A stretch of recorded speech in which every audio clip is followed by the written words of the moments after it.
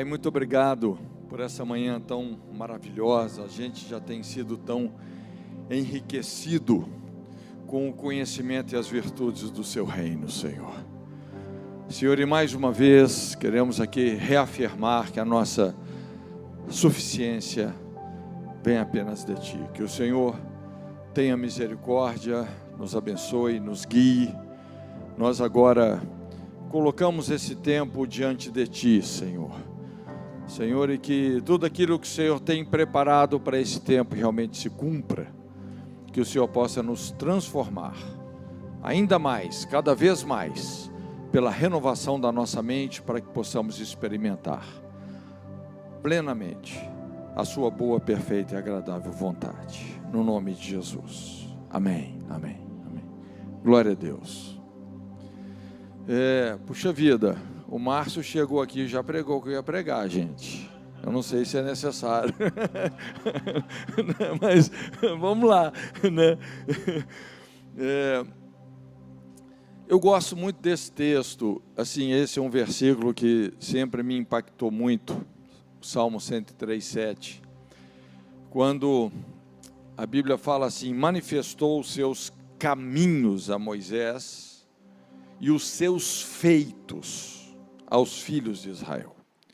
Eu sei que nós temos uma tendência muito maior de dar muito mais atenção para os feitos. Os feitos de Deus, eles são extraordinários, eles estão constantemente presentes. A terra reflete, né? A terra e os céus manifestam, refletem os feitos de Deus. Quando a gente olha assim para grandes milagres, grandes coisas que estão acontecendo, que Deus está fazendo, normalmente a gente valoriza demais isso. Só que o que me chama a atenção nesse texto é que a Bíblia fala assim: manifestou os seus caminhos. Tem duas coisas aqui, tem caminhos e tem feitos. Mas o grande diferencial desse cara, que foi talvez um dos maiores divisores de água na história da humanidade, Moisés, é que esse homem, a ele foi manifestado muito mais do que os feitos, mas os caminhos de Deus. Salmo 25:4, Davi fala assim: faze-me saber os teus caminhos, Senhor, ensina-me as tuas veredas. Ensina-me as tuas veredas. Eu achei muito bacana, né, aqui a abordagem do Márcio, né, sobre princípios. E tem assim uma certa diferença, né, entre princípios e caminhos, mas resumindo, o caminho, na verdade, é essa capacidade de você fazer de um princípio um estilo de vida. Uma coisa que realmente baliza cada passo, cada decisão que você dá na sua existência. Inclusive, é muito relevante a gente entender que uma das principais maneiras como Jesus se revelou é como sendo, ele disse: eu sou o caminho. Então, veja bem que Jesus está mostrando sobre toda uma dinâmica da vida e de que muitas verdades, muitos princípios, na verdade, derivam de conhecermos plenamente a sua pessoa. Então, o caminho pode ser definido como um processo. A gente sabe que na vida o processo é uma lei, não é?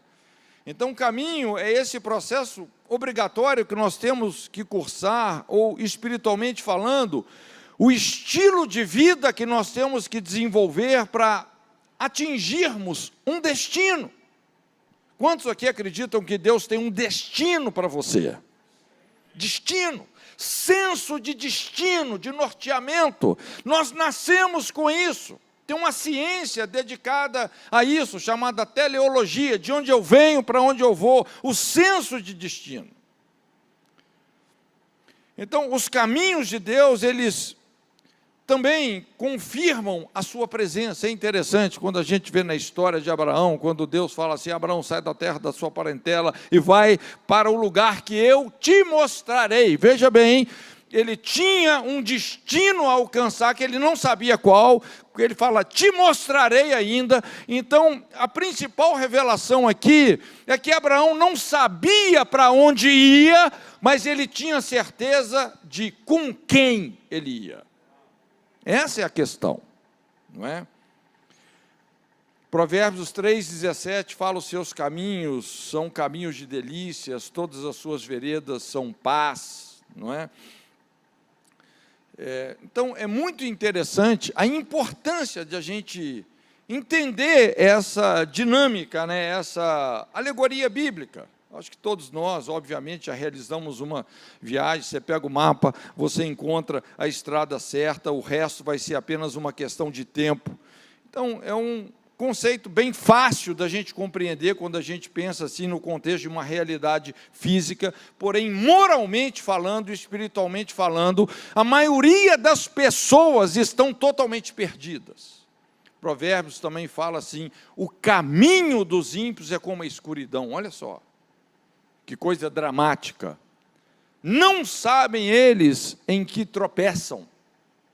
Então, tem muita gente que moralmente, espiritualmente falando, é uma vida caracterizada por muitos tropeços, tombos, acidentes, dificuldades, não é? Aí a gente começa, assim, a entender a importância de discernirmos os caminhos de Deus.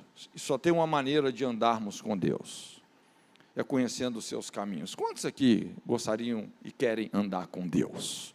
A Bíblia fala, Enoque andou com Deus.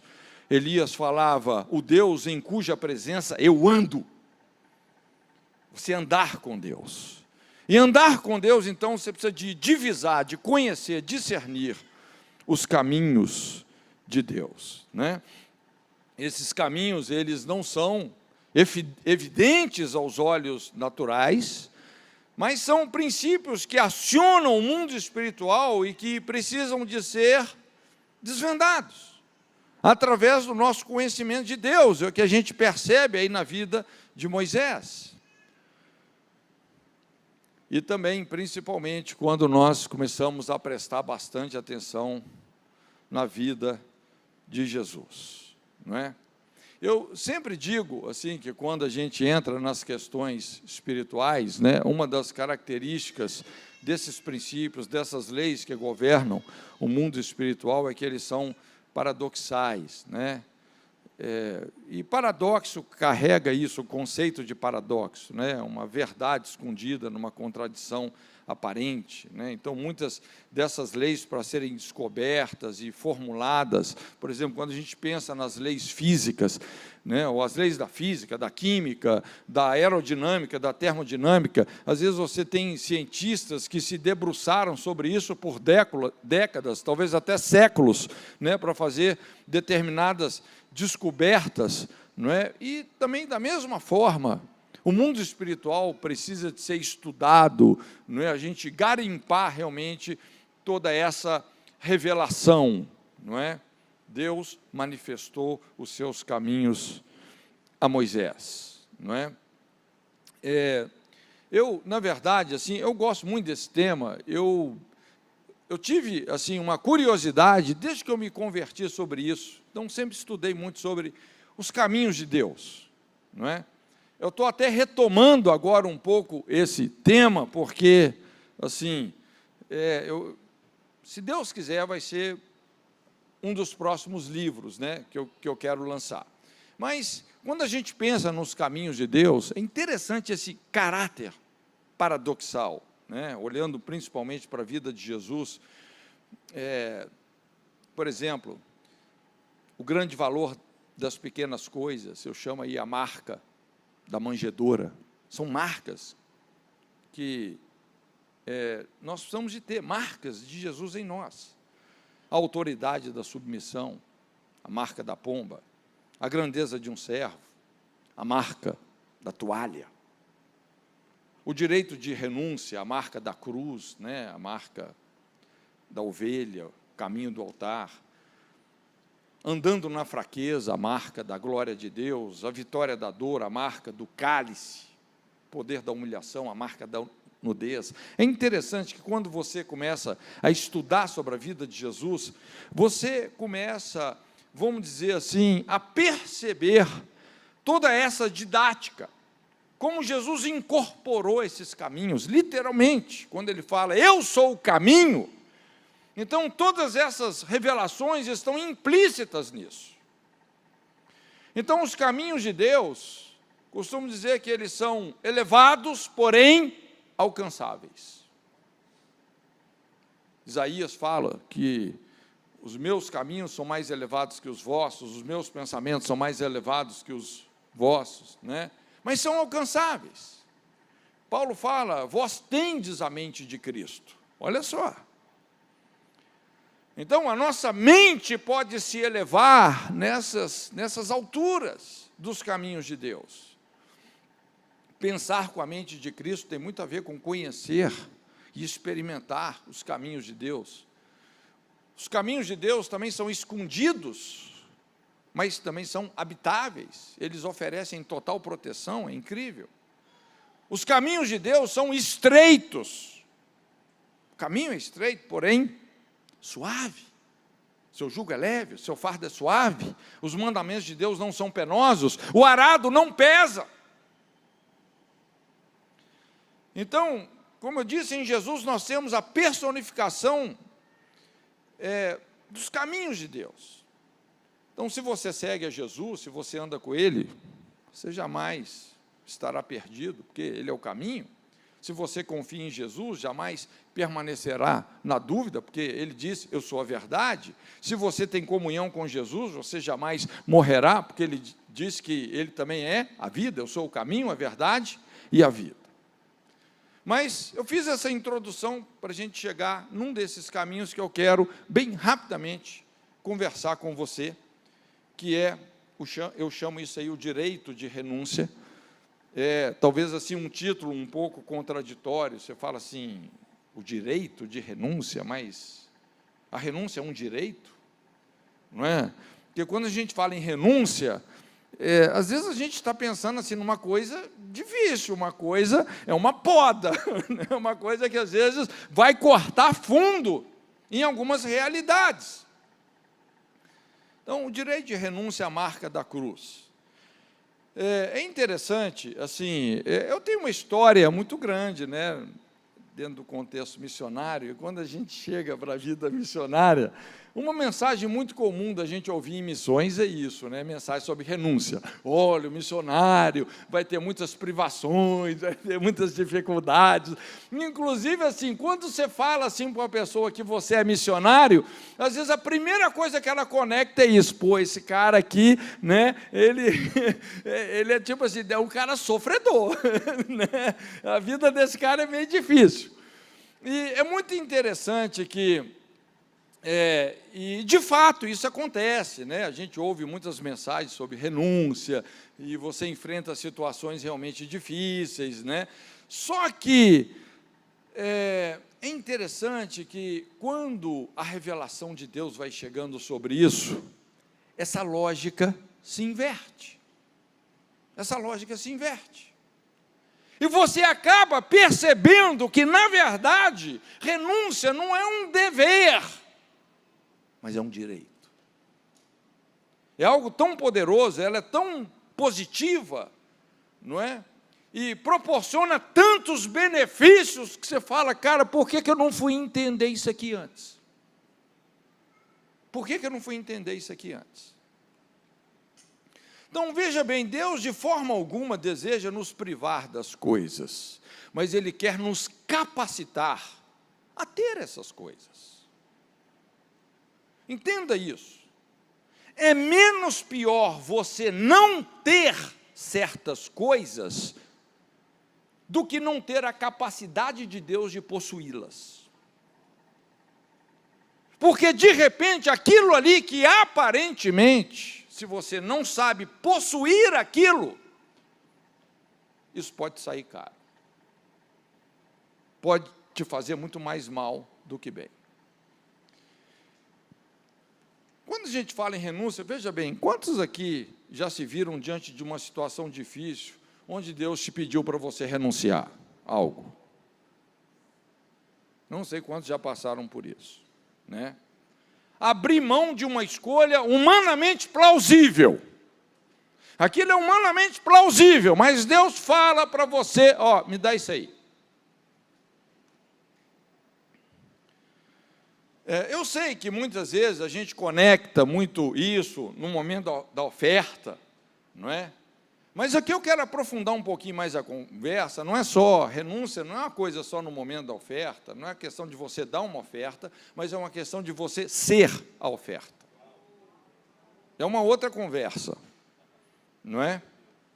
Eu me lembro uma vez, né, um pastor querido, um missionário, um cara assim, ele revolucionou várias nações, esse cara. E teve uma vez, ele realmente pensa num cara assim, que tinha uma vida muito sacrificial. E a família dele, a esposa, né, os filhos, vieram trazer ele de oferta no altar. Eles não tinham dinheiro, mas vieram trazer o pai. Ó, está aqui o nosso pai, nós estamos ofertando ele para Jesus. E ele começou um ministério ali, ele passou um tempo um pouco longo na Itália, começou um ministério que foi, assim, uma bomba atômica lá. Mas deixa eu te falar uma coisa, quando Deus quer te abençoar muito, muito, muito, quando Deus quer te abençoar muito, Ele vai te levar, primeiramente, a entregar para Ele o que Ele quer te dar. Ele vai fazer isso. Então, esse foi um dos primeiros ensinamentos de Jesus aos discípulos, inclusive. Lembra, está lá no Sermão do Monte, Mateus 7, né? Entrai pela porta estreita, larga é a porta, espaçoso o caminho que conduz à perdição, muitos são os que entram por ela. Então, a renúncia, ela, na verdade, ela vai transformar um caminho extenso e cansativo num percurso curto e leve. Porque, normalmente, a porta larga, gente, porta larga, o caminho fácil, ele é fácil. Né, a porta é larga, o caminho é largo, mas normalmente ele é pesado, ele é cansativo. O pecado é assim, né? Às vezes é a porta larga, é a decisão fácil, mas é impressionante como aquilo é pesado e cansativo, é extenso, te escraviza. Mas a renúncia torna um caminho extenso e cansativo num percurso curto e leve. Então, é essa engrenagem mestra do Evangelho que aciona uma série de outros mecanismos espirituais. Eu costumo dizer que a renúncia é tão central no estilo de vida de Jesus, que funciona como uma engrenagem mestra, que faz girar, que aciona uma série de mecanismos, que te coloca realmente no seu destino, na companhia de Deus. É interessante que as principais escolhas da vida, elas passam pelo princípio da renúncia. É interessante ali, aquele dilema que houve entre Abraão e Ló. E veja bem como Abraão chega e ele simplesmente entrega o seu direito para Ló, porque já não dava mais para os pastores, né, de Abraão e Ló estarem, né, ali no mesmo pasto, na mesma região. Então, Abraão fala assim, olha, Ló, você pode escolher. Olha só a atitude de Abraão. Ele abre mão. E o Ló, ao invés de devolver a prioridade para Abraão, o que o Ló faz? Ele olha para as campinas do Jordão, e ali, né, é quando eu sempre falo que ele deixou de ser guiado pela visão, passou a ser guiado pelo desejo. Ele deseja aquele vale, e quando depois, lá na frente, né, Abraão sobe lá para uma região mais difícil, sobe a montanha, os carvalhais de Manre, não é? E Ló fica ali naquela terra mais gorda, mais fértil, mas que estava sob condenação. Quando você olha o desfecho da história desses dois homens, Ló, infelizmente, termina ali os seus dias numa caverna, bêbado, família destruída, não é? Perdeu a honra, acabou, inclusive, estabelecendo uma descendência incestuosa. História trágica. Uma das histórias mais trágicas da Bíblia é a história de Ló. E Abraão, quando ele sobe para os lugares mais difíceis, os carvalhais de Manre, então ali ele começa a experimentar as promessas de Deus. Assim será a sua descendência, não é? Estrela do céu e areia do mar. Existe, gente, as escolhas humanas e as escolhas divinas. É impressionante. E muitas vezes tem uma distância entre elas. A renúncia é você abrir mão de uma escolha humana plausível, deixando a escolha divina prevalecer. Eu gosto muito do Salmo 25, né? Salmo 25, 12, quando a Bíblia fala assim: ao homem que teme o Senhor, ele instruirá no caminho que deve escolher. Olha só, a gente poder fazer determinadas decisões onde a vontade de Deus vai prevalecer. Um ponto aqui também, que eu quero compartilhar com você, é que a renúncia, ela aprimora a obediência e nos conecta plenamente com a vontade divina, essa que é boa, perfeita e agradável. Não existe um princípio de conquista mais elevado que o sacrifício, nós sabemos disso, não é? Inclusive, é o que Jesus fala, esse mandamento recebi do meu Pai, que eu vou dar a minha vida, mas eu vou tornar a tomá-la. Princípio do sacrifício, onde se baseia a salvação de tudo aquilo que estava perdido e de todos aqueles que estavam perdidos. Mas, obviamente, que o sacrifício só tem um significado efetivo quando ele está associado à obediência. Então, eu não estou falando aqui de você sofrer por sofrer, masoquisticamente, por favor, não entenda isso aqui errado, não é? Então, a questão não é você sofrer por sofrer, mas de sabiamente você obedecer aquele conselho de Deus a qualquer preço.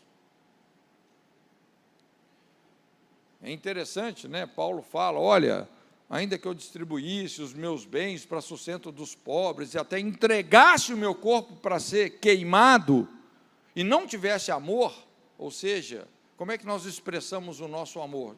Jesus falou, aquele que me ama é o que me obedece, é o que guarda os meus mandamentos, não é? Então, Paulo fala, se eu desse até o meu corpo para ser queimado, se não tivesse amor, nada disso me aproveitaria. Então, não estou te dando uma mensagem assim, masoquista, não.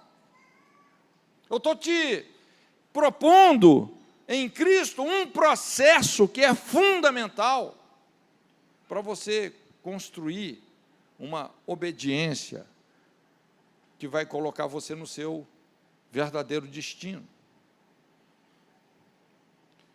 Então, na verdade, nós não podemos seguir a Jesus, nós não podemos andar com Deus sem essa disposição de negar a nós mesmos. Também, a renúncia, por incrível que pareça, é a mais elevada expressão de domínio próprio. Porque quando nós falamos numa vida no Espírito, a essência disso é domínio próprio. Inclusive, aqui a gente vê essa dinâmica, né, entre pessoas fortes e pessoas fracas. Às vezes é comum a gente pegar uma pessoa que tem um temperamento muito forte, né, uma pessoa assim, às vezes iracunda, que briga por qualquer coisa, essa pessoa é forte. Não, essa é a pessoa fraca. A pessoa forte é a pessoa capaz de se conter, de exercitar Domínio próprio. É a pessoa que se contém. Então, o exercício desse princípio da renúncia separa as crianças dos adultos. Veja bem que a cruz não são as dificuldades e conflitos externos, mas simplesmente essa capacidade interna de você exercer domínio próprio. Entregando aquilo que o Espírito Santo está nos pedindo. A questão aqui não é o tanto que você tem do Espírito Santo, mas o tanto que o Espírito Santo tem de você. Também, quando a gente olha para esse caminho de Deus, né? Esse estilo de vida, de obediência, de negar a nós mesmos, isso funciona como uma chave da oração. No reino de Deus, ganhar pode significar perder, sabia? E perder pode significar ganhar. É incrível isso.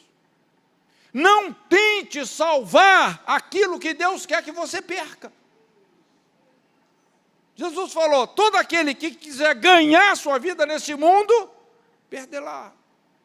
Mas aquele que perder a sua vida por amor de mim, do Evangelho, esse vai ganhar a vida, vai achar a vida, que está escondida com Cristo em Deus. A questão maior não é o que nós estamos pedindo para Deus, mas é o que Deus está pedindo de nós. Oração, gente, oração é algo muito relacional. Olha, se tem, assim, um aspecto fundamental quando você ensina alguém a orar, não é? É você entender que oração é relacional e que determinadas orações que nós fazemos para Deus, nós vamos ter como resposta uma oração que Deus está fazendo a nós. É relacional. Então, a questão maior, a chave da coisa, às vezes, é o que Deus está nos pedindo. Eu já fiz orações assim que Deus respondeu me fazendo uma outra oração. Né? Honestamente, o maior milagre não é que você ganhou um carro, é que você deu um carro. Esse é o maior milagre, entendeu? Às vezes ganhar um carro não é muito difícil. Agora eu vou te falar, cara, para Deus quebrar o coração do sujeito, né? Como fez, para você dar um... Isso é milagre. O milagre é ali, ó. Esse foi o grande milagre. E desata a sua vida. Desata a sua vida. Eu me lembro, quando eu me formei em engenharia, né? Deus falou, não, você pode ser um engenheiro e tal, vou te abençoar, mas Deus pediu o meu diploma. Falou, olha, eu tenho outro plano para você. E é impressionante que quando Deus te pede uma coisa assim, porque não é que eu tinha tinha um diploma de engenharia ali, e eu já estava, na época, com um emprego garantido na Mendes Júnior Internacional. E Deus falou, joga na churrasqueira essa junta de bois com jugo e tudo. Mas quando Deus te pede, é engraçado, que não é penoso. Você fala, não, mas deve ser difícil. Não, foi a coisa mais fácil. Rapaz, e hoje, eu não só, sei lá, assim, Deus não só tornou a minha vida tão empolgante, me deu tanta coisa, para ensinar tanta gente, em praticamente 40 nações do mundo, e hoje também Ele me deu uma empresa de engenharia, gráfica, editora, construtora, é impressionante. Cara, esse negócio de você entregar o que Deus pede, é um negócio da China. Mas esse negócio nunca dá errado, não. É muito poderoso.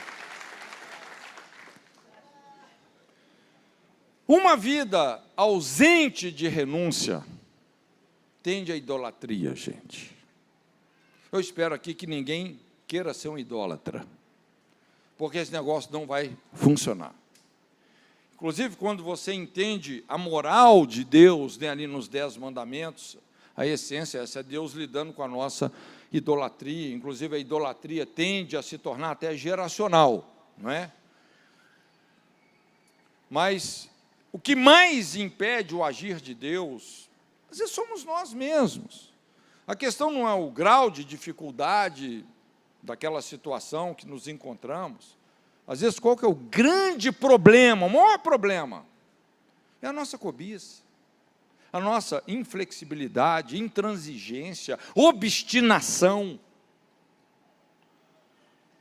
Por isso que pedir e receber tem tudo a ver com entregar, com renunciar. E pedir e não receber tem tudo a ver com não renunciar. Você fala, não, isso aqui eu não abro mão, não. Já viu a armadilha de macaco? Que bota o coquinho dentro de uma panela presa, que só cabe a mão do macaco assim, ó. O macaco enfia a mão, né, garra o coquinho, e depois a mão dele não sai, fica preso. E ele não solta o coquinho. Aí vem o cara e prende o macaco. Tem muito macaco preso aí. O cara não solta o coquinho de jeito nenhum. Então, nós temos que discernir espiritualmente essa diferença entre querer e cobiçar. Não é? Aliás, aprender a querer sem cobiçar, entendendo o processo de Deus nas nossas vidas. Um estilo de vida de renúncia talvez seja o principal teste para a maturidade, gente.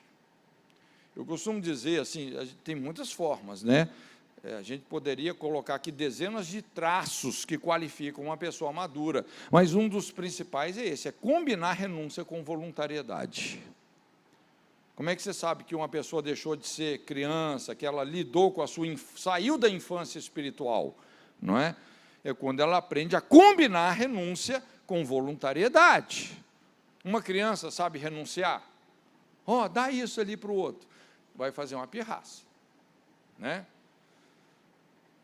Então, a marca da cruz no caráter de uma pessoa é esse inconfundível diferencial entre carnalidade e espiritualidade. Então, para a gente, Deus lidar com as nossas infantilidades, nós vamos ter que aprofundar a conversa aí nesse sentido, né? E eu gostaria só de terminar, essa é uma conversa muito longa, gente, é só um insightzinho, mas o que eu chamo aqui o mapa do esconderijo de Deus. Porque é interessante que Paulo fala que a nossa vida está escondida com Cristo em Deus. A nossa vida está escondida com Cristo em Deus. Então, é uma vida escondida. É uma vida escondida. E poucos, infelizmente, acham essa vida. Jesus falou, quando ele, né, naquele contexto, Mateus 16, que ele vai revelando o caráter da sua missão para os discípulos, e Pedro tem aquela revelação do Pai, tu és o Cristo, Filho do Deus vivo. Aí Jesus fala, bem-aventurado és tu, Simão, filho de Jonas, não foi nem carne nem sangue quem tu revelou isso, mas meu Pai que está nos céus. Tu és Pedro, sobre essa pedra edificarei a minha igreja, as portas do inferno não prevalecerão sobre ela e tal. E de repente, então, Jesus vai aprofundando essa conversa, e ele fala, olha, é necessário, é mister, que o Filho do Homem seja entregue, né, padeça muitas coisas dos anciãos, dos principais, dos sacerdotes, dos escribas, que ele seja morto, mas ao terceiro dia vai ressuscitar. Olha só. Então, Jesus começa com essa ideia de consumar o seu ministério numa morte. E aquilo vinha contra as expectativas políticas, né, dos discípulos, né? E é interessante, veja bem, o mesmo Pedro que teve a revelação do Pai, tu és o Cristo, o Filho do Deus vivo, agora está emprestando a boca para Satanás. Não, Senhor, o Senhor não vai morrer não. Não vou te deixar morrer. Você não vai para Jerusalém de jeito nenhum, tem dó de ti mesmo, tem compaixão de ti, não faça isso. E o que Jesus fala para ele? Para trás de mim, Satanás, porque tu não cogitas das coisas que são de Deus, senão das que são dos homens. Rapaz, eu vou te falar, assim, como isso é sutil, como isso era um ponto cego no discernimento de Pedro e no discernimento de muitos de nós. Até o ponto, essa primeira revelação, que Jesus é o Cristo, é o Messias, o Yeshua HaMashiach, a nossa salvação, aquele que perdoa os nossos pecados, até aí beleza. Mas quando Deus começa a te mostrar a importância de você ter a marca da cruz, de você se entregar, entender o princípio de ser um sacrifício, e que para algumas coisas ressurgirem, nascerem, para algumas mudanças de ciclo que vão te levar para a plenitude do seu propósito, algumas coisas vão ter que morrer. Algumas coisas terão que ser entregues. Quando Jesus começou a aprofundar essa conversa com Pedro, veja bem que ele emprestou a boca para Satanás. Para achar essa vida escondida, nós temos que enxergar essa verdade escondida. Era mister que o Messias padecesse. Esse foi o misterioso significado do que Jesus chamou ali o sinal de Jonas, né? Então Jesus, quando ele censura ali a doutrina dos fariseus, que era calcada exatamente nisso, na falta de renúncia, na concupiscência de reconhecimento. Então ele deixa bem claro que essa ambição de poder e o amor à reputação desencontram da presença de Deus e dessa qualidade de vida que Deus tem para mim e para você.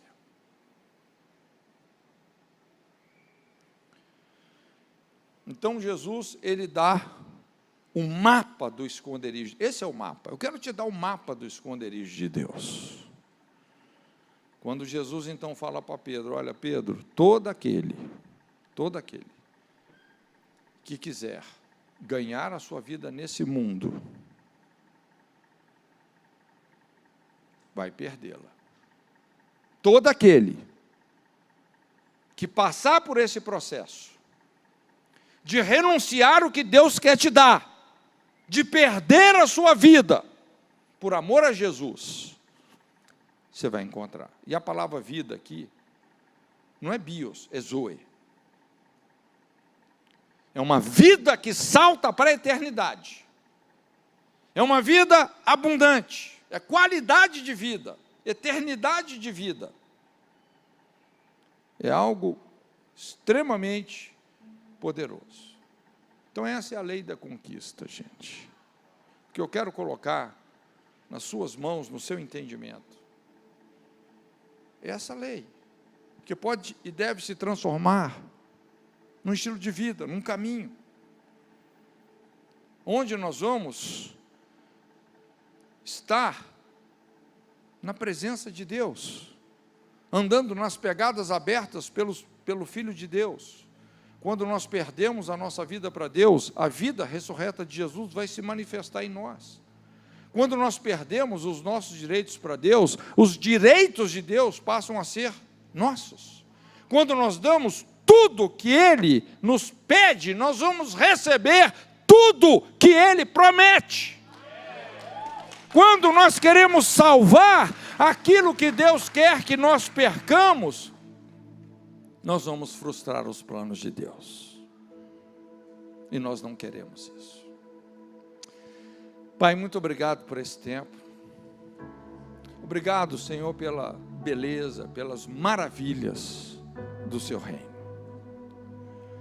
Senhor, e eu acredito que nessa manhã o Senhor quer falar dessas coisas conosco.